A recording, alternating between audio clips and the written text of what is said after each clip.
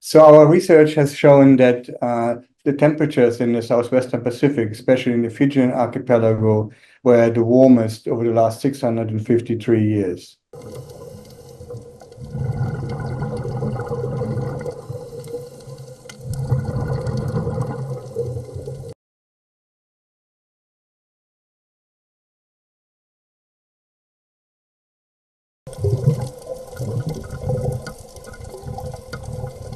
And with the temperature sensor, we mean that these corals record in their skeleton the chemical composition of the seawater, which is related to changes in temperature, how salty it was, how much it rained over the oceans.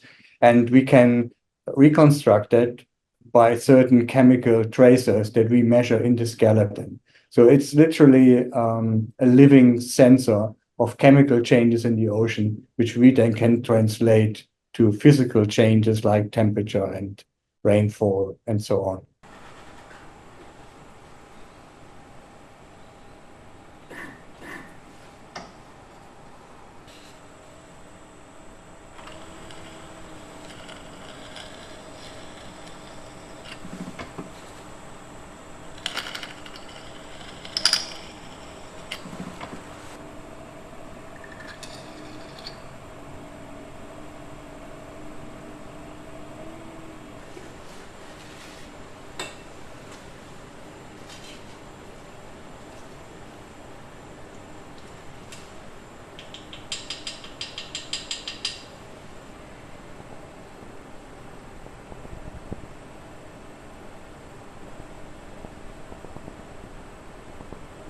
You see, so that's the Ashmore core from northwestern Australia, right?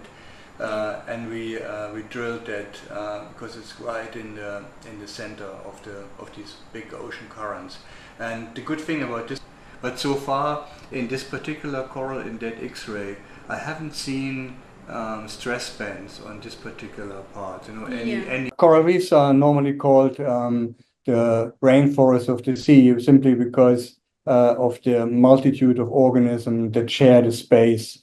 So like trees giving a home to lots of species, corals themselves and the associated organisms like sponges and others, they provide a home to many other living creatures.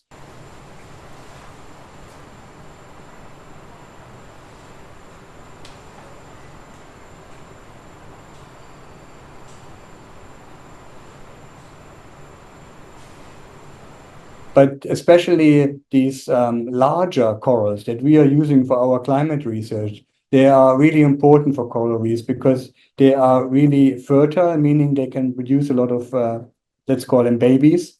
So they can actually reseed the reef. And they have a very substantial role in keeping the ecosystems alive because they have a higher ability to produce offspring. And if we lose those giant corals, which is actually happening in the recent bleaching events, then we also lose the potential to reseed these reefs with new colonies.